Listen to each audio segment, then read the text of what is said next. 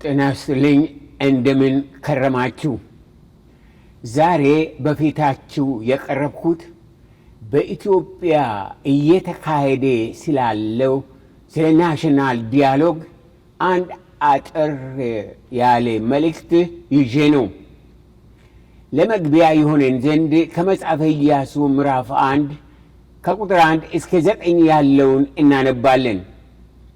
እንዲህም ሆነ በዮርዳኖስ ማዶ በምዕራብ በኩል የነበሩት የአሞራውያን ነገሥታት ሁሉ፣ በባሕሩም አጠገብ የነበሩ የከነዓናውያን ነገሥታት ሁሉ እግዚአብሔር ከእስራኤል ልጆች ፊት የዮርዳኖስን ውኃ እስኪሻገሩ ድረስ እንዳደረቀ በሰሙ ጊዜ ልባቸው ቀለጠ። ከእስራኤልም ልጆች የተነሳ ነፍስ ከዛ ወዲያ አልቀረላቸውም። በዛን ጊዜም እግዚአብሔር ኢያሱን የባልጩት መቁረጫ ሰርተ የእስራኤልን ልጆች ሁለተኛ ጊዜ ግረዛቸው አሉ። ኢያሱም የባልጩት መቁረጫ ሰርቶ የግዝረት ኮረብታ በተባለ ስፍራ የእስራኤልን ልጆች ገረዘ። ኢያሱ የገረዘበት ምክንያት ይህ ነው። ከግብፅ የወጡት ሕዝብ ወንዶች ሰልፈኞች ሁሉ ከግብፅ ከወጡ በኋላ በመንገድ ላይ በምድረ በዳ ሞቱ። የወጡት ሕዝብ ሁሉ ተገርዘው ነበር። ነገር ግን ከግብፅ በወጡበት ጊዜ በምድረ በዳ የተወለዱት ሕዝብ ሁሉ አልተገረዙም ነበር። እግዚአብሔርም ወተትና ማር የምታፈሰውን ምድር ለእኛ ይሰጠን ዘንድ ለአባቶቻቸው የማለላቸው ምድር እንዳያሳያቸው የማለላቸው ከግብፅ የወጡ የእግዚአብሔርንም ቃል ያልሰሙ እነዛ ሰልፈኞች ሁሉ እስኪጠፉ ድረስ የእስራኤል ልጆች 40 ዓመት በምድረ በዳ ይሄዱ ነበር። ልጆቻቸውን በእነሱ ፈንታ አስነሳ። እነዚህንም ኢያሱ ገረዛቸው። በመንገድ ሳሉ ስላልገረዟቸው ሸለፈታሞች ነበሩና። ሕዝቡም ሁሉ ፈጽመው በተገረዙ ጊዜ እስኪድኑ ድረስ በሰፈር ውስጥ በየስፍራቸው ተቀመጡ። እግዚአብሔርም ኢያሱን ዛሬ የግብፅን ነውር ከእናንተ ላይ አንከባልያለሁ አለው። ስለዚህ የዛ ስፍራ ስም እስከ ዛሬ ድረስ ገልገላ ተብሎ ተጠራ። ውድ ወገኖቻችን፣ ኢትዮጵያ ረጅም ታሪክ ያላት ቢሆንም ታሪኳ በዘመኑ ዓይን ሲታይ የሚያሰቅቅ እንጂ የሚያኮራ አይደለም። ታማ ሳትፈወስ ወድቃ ሳትነሳ ዘመናት ያለፉባት አገር ናት። አሁን ግን ለእውነተኛ ፈውስና አንድነት የመጀመሪያ እርምጃ ስለተወሰደና 4000 የሚያህሉ ከየቦታ ተሰብስቦ ለችግሯ መፍትሄ መፈለግ ስለጀመሩ ሌላ ሳይሆን ኢትዮጵያን እንኳን ደስ ያለሽ እንላታለን። ታዲያ እነዚህ 4000 የሚሆኑ በተለያየ በምድሪቷ ችግር ላይ ሲወያዩ ሌሎቻችን በተለይ የሃይማኖት ሰዎች ሚና ምን ይሆን? ምን መሆንስ አለበት? እስራኤላውያን ለ40 ዓመታት ከተጓዙ በኋላ ለሕይወታቸው፣ ለትውልዳቸው፣ ለውሳኔያቸው ከጉዞአቸው ከፍተኛ ስፍራ ወደ ነበረው ወደ ገልገላ መጡ። ገልገላ በታሪካቸው ውስጥ የእርም ማስወገጃ ቦታ፣ የቃል ኪዳን ቦታ፣ የታድሶ ቦታ፣ የመነቃቃት ቦታ ነበር። ወደ ተስፋይቱ ምድር ለመግባት ከጊዜያዊ መና ለመገላገል ምድራዊ በረከት ለመብላት በገልገላ ማለፍ ነበረባቸው። በገልገላ ተገረዙ፣ እርማቸውን አስወገዱ፣ ሊመጣ ላለው ዘመን ተዘጋጁ፣ ቃል ኪዳናቸውን ከፈጣሪ ጋር አደሱ። እንደ ህብረተሰብ በግዝረት አዲስ ጉዞ ጀመሩ።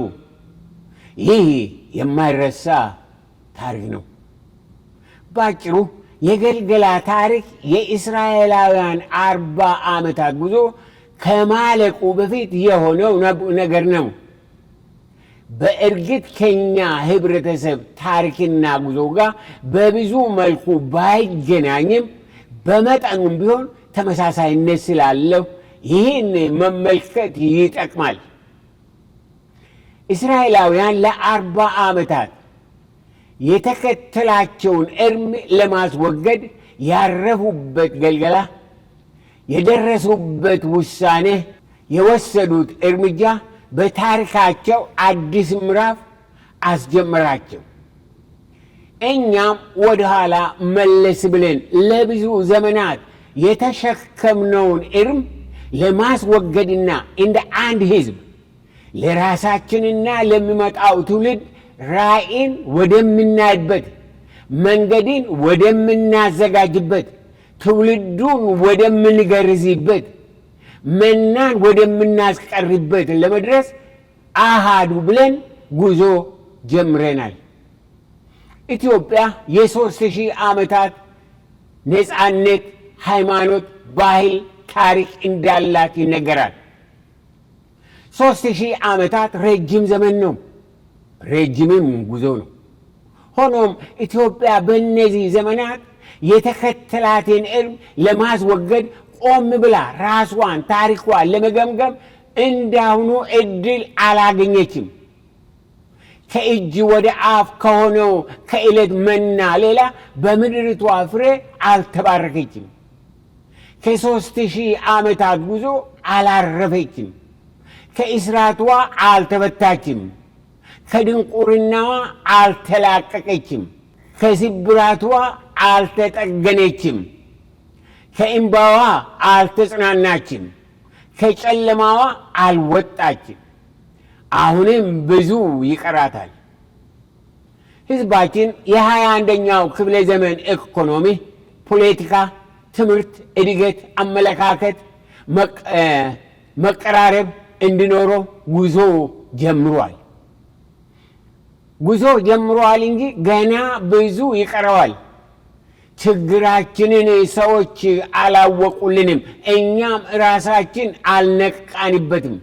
በተለያዩ ሁኔታዎች እያሳበም በጨለማ መኳተን እንደ ጥሪያችን ሆኖ ለዘመናት አሰቃይቶናል።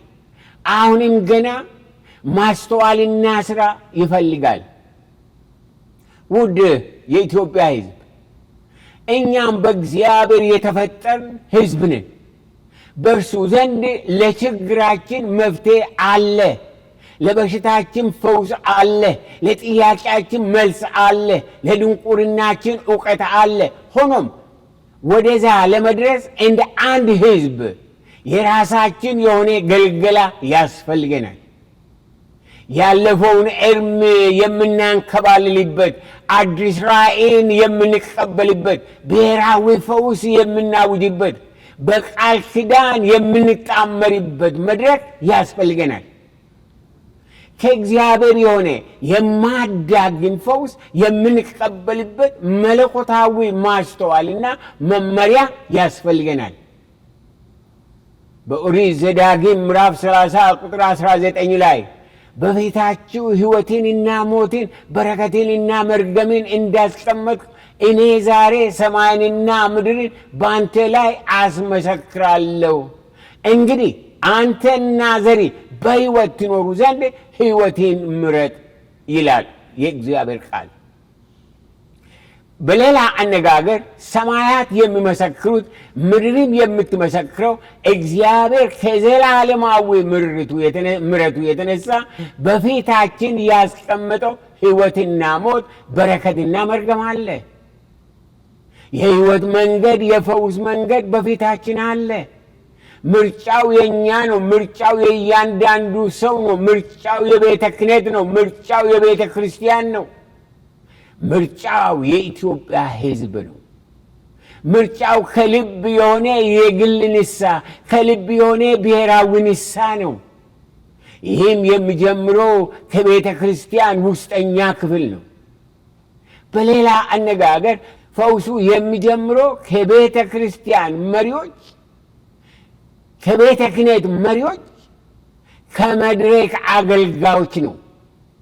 ያም ማለት ከኔና ከናንተ ነው ማለት ነው። ካህናት ሲመለሱ፣ ምእመናን ሲመለሱ የእግዚአብሔር ፊት ወደ ምድራችን ይመለሳል።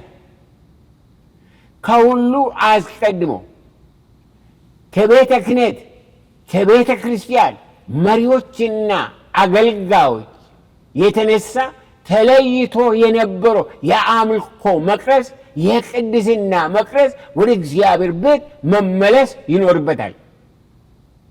ዛሬ ጩኸት ብቻ የሆነው ቅዳሴ፣ ጩኸት ብቻ የሆነው አምልኮ፣ ስብከት፣ መዝሙር፣ ጸሎት እግዚአብሔር የሚጠቀምበት አገልግሎት መሆን በግድ ያስፈልጋል።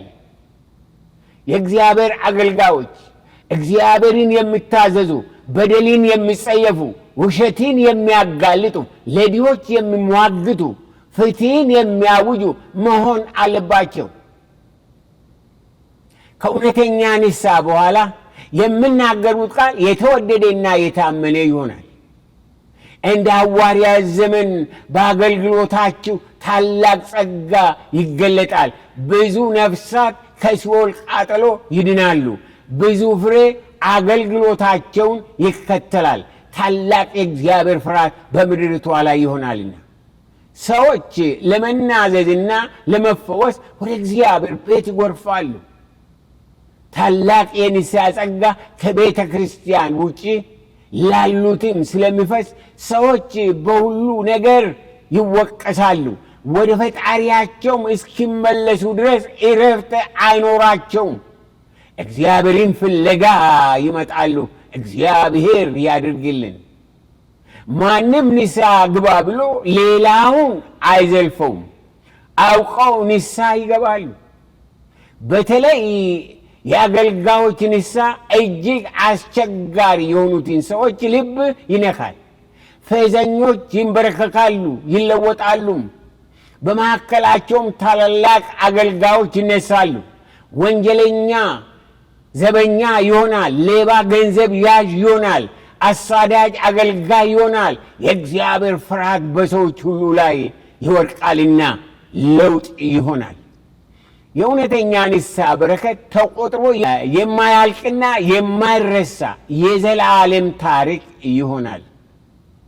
ውድ የኢትዮጵያ ሕዝብ፣ እውነተኛ ንስሐ ለምድራችንና ለሕዝባችን የሚያመጣው ፈውስና በረከት በቀላሉ የሚገመት አይሆንም። ከሚመጣው የንስሐ ጸጋ ዘመን የተነሳ ክርስቲያኖች ኃጢአታቸውን ለመናዘዝ ታላቅ ድፍረት ያገኛሉ። የተደበቀውን ወደ ብርሃን ያወጣሉ። በእውነትና በእግዚአብሔር ስም ስለ ጻፉት የክስ ደብዳቤዎች፣ ስላቆሙት የውሸት ምስክሮች፣ ስላደረጉት የአድማ ስብሰባዎች ጣታቸውንና ምላሳቸውን ይነክሳል። ዛሬ ክርስቲያኖችን የሚያካስስ ምስጢር ይገለጣል። በፍርድ ቤት እውነት አለንና ይፈረድልን ብለው የሚከራከሩ የጌታ ክብር ሲመጣ በአደባባይ ቆመው ውሸታችን ነውና ይቅር በሉን ይላሉ። የእግዚአብሔር ክብር ሲመጣ እንደዛ ነው የሚሆነው። ብዙ አብያተ ክርስቲያናት ዛሬ ስለ ሌሎች በደልና ውድቀት ጽፎ ስላስቀመጡት መዝገብ ያፍራሉ። ወደ አደባባይም አውጥተው ይጥሩታል። እውነተኛ ንስሐ ሲመጣ ምሕረትን በእንባ ከእግዚአብሔርና ከቅዱሳን የማይፈልግ የለም። እንደሚገባ በዓለም አገልግላችን በሌሎች አገልግሎት በመቀናታችን ትልቅ ጸጸትና እንባ ይሆናል። ዛሬ በልመና ያልተቻለው ንስሐ በዛን ጊዜ በእንባና በጸጸት ይሆናል። ልዩ መረዳት ስለሚኖረን የነፍሳት ዋጋ ስለሚገባን የእግዚአብሔርን ሥራ በሚገባ ባለመስራታችን የተሰጠንን ሁሉ ለክብሩ ባለማዋላችን እንጸጸታለን። አዎ እንጸጸታለን።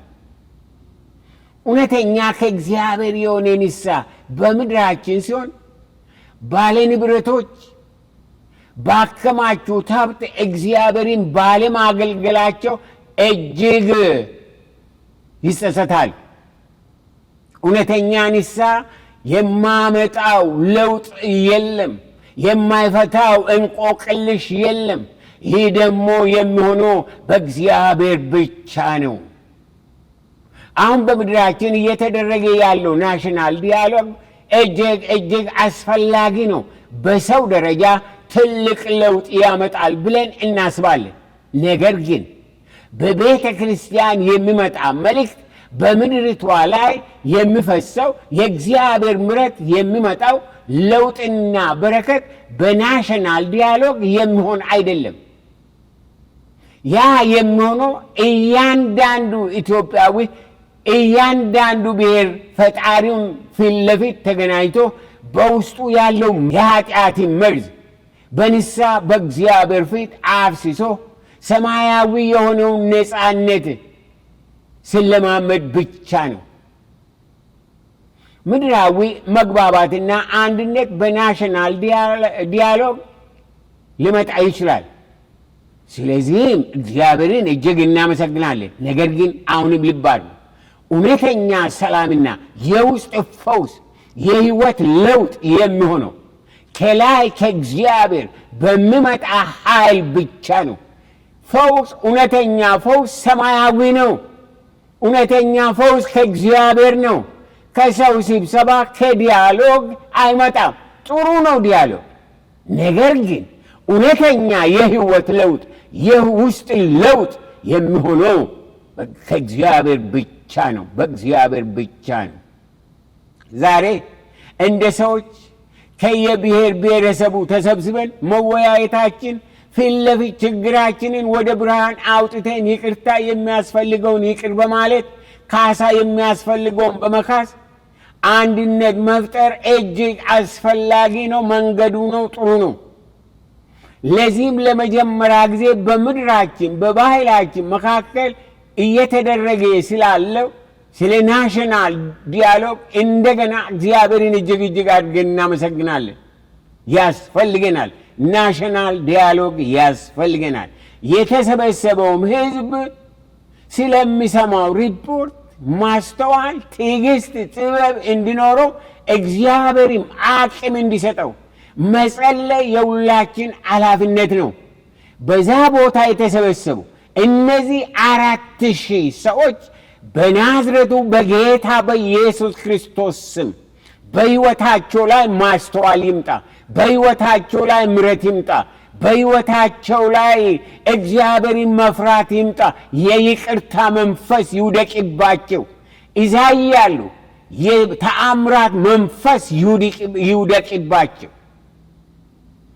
አሁንም ይሁንና አሁንም ይህ ለምድራችንና ለሕዝባችን የመጨረሻ ፈውስ አመጣም።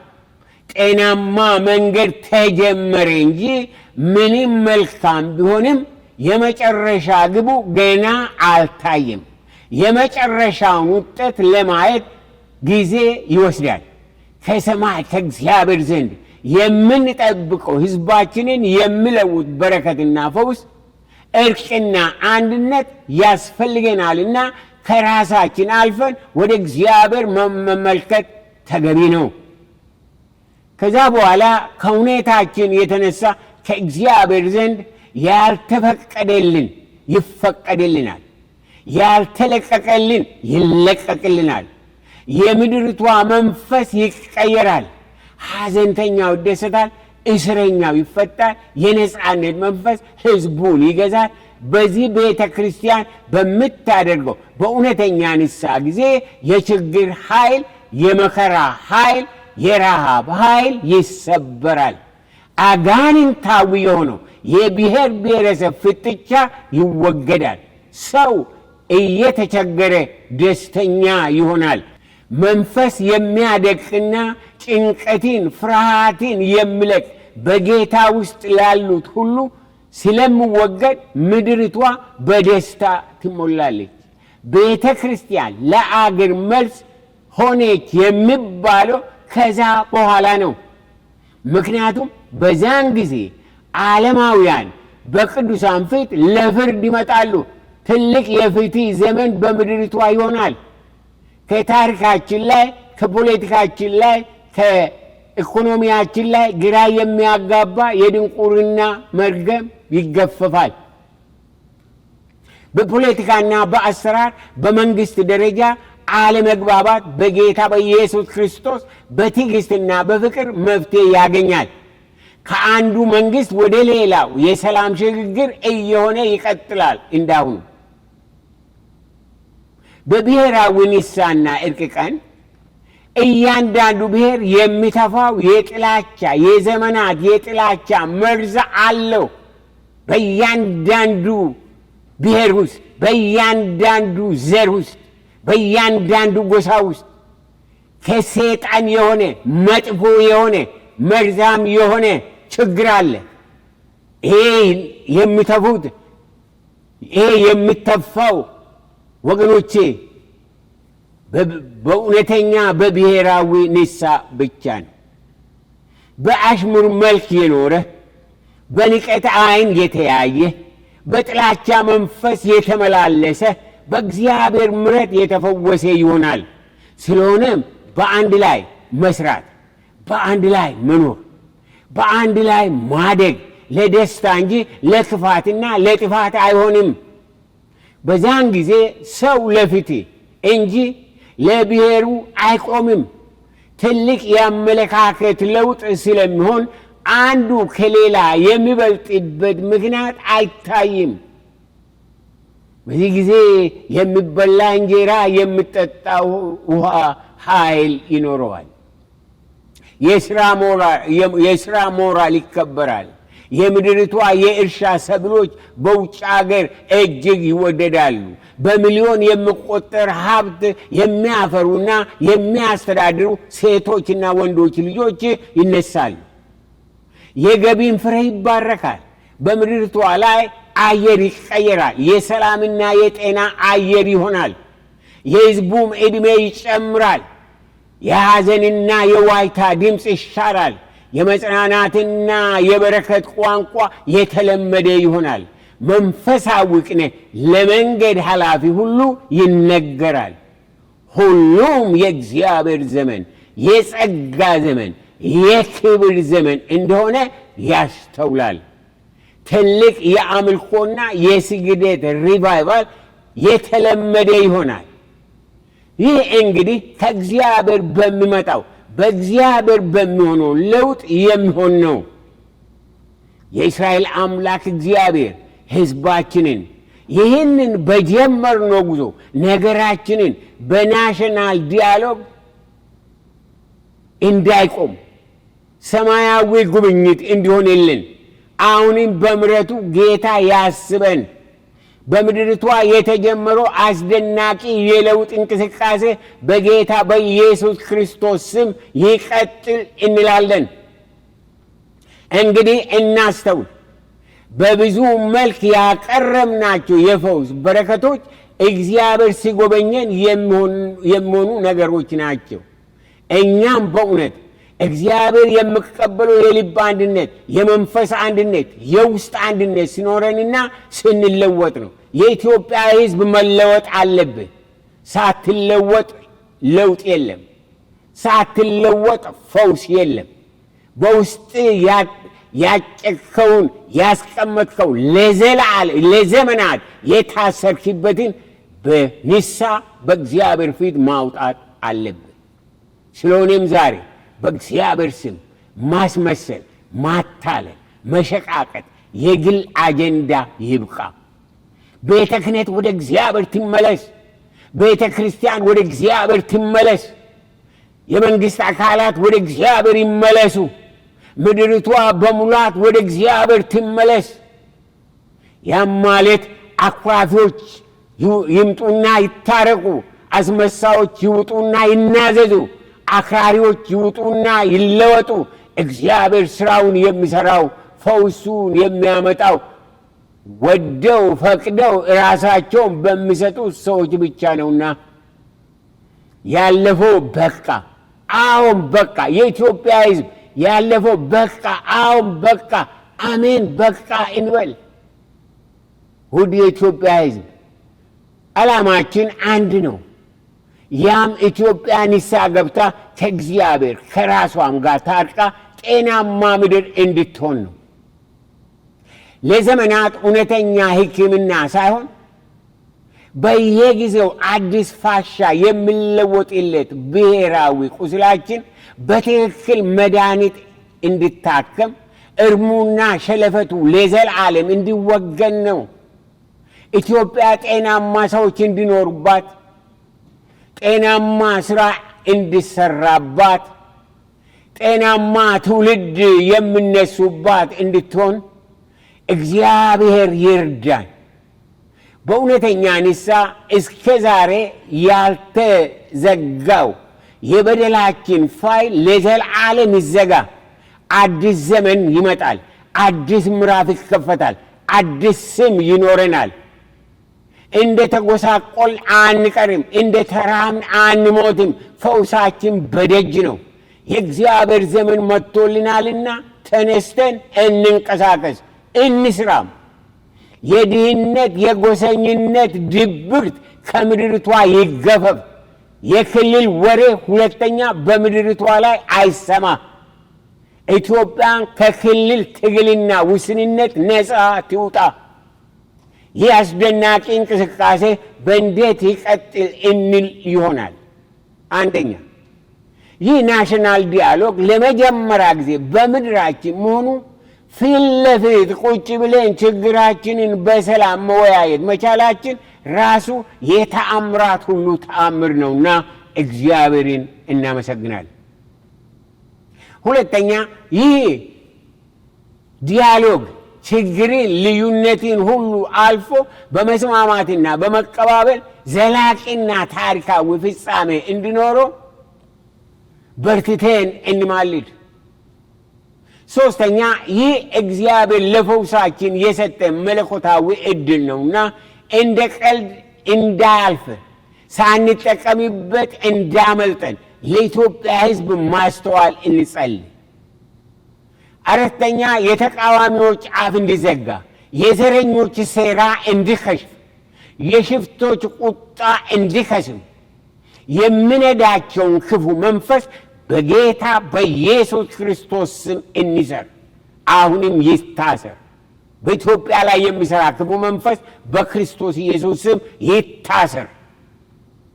አምስተኛ፣ ላለፉት 4 ዓመታት ይህን አጀንዳ ሲያዘጋጁ ሌት ተቀን እየሰሩ ላሉ እግዚአብሔርን እጅግ እናመሰግነዋለን። ስለ ትጋታቸው ሁሉ ጌታ በመልካም ውጤት በጥሩ ፍሬ ይባርካቸው እንላለን። በረጅም ዕድሜ ይባርካቸው። ለኢትዮጵያ ለበረከት ያድርጋቸው።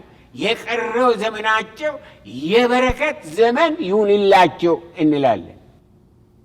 ስድስተኛ፣ ይህ ዘመን ለኢትዮጵያ ሕዝብ የመንቃት፣ የእርቅ፣ የሰላም፣ የመያያዝ፣ የመደመር ዘመን ነውና ለሚበልጠው ሥራና ክብር እንዘጋጅ። የሠራዊት ጌታ እግዚአብሔር የኢትዮጵያን ሕዝብ ይባርክ። የኢትዮጵያ አጀንዳ እንደታሰበው ይሳካ። ሁላችን መልካሙን ፍሬ ለማየት እንድንችል እግዚአብሔር ይርዳን። ኢትዮጵያ እግዚአብሔር ይርዳሽ። እግዚአብሔር ይፈውስሽ። እግዚአብሔር ነፃ ያውጣሽ። እግዚአብሔር የሚሠራውን ትረጂ ዘንድ አእምሮሽን ይክፈትልሽ። ኢትዮጵያ እግዚአብሔር ይባርክሽ። አሜን። እግዚአብሔር ይባርከን። የእስራኤል ቅዱስ እግዚአብሔር ይባርካችሁ። በጣም በጣም ወዳችኋለሁ። እንደ ጌታ ፈቃድ በሌላ መልእክት እስከምንገናኝ ደህና ሁኑ።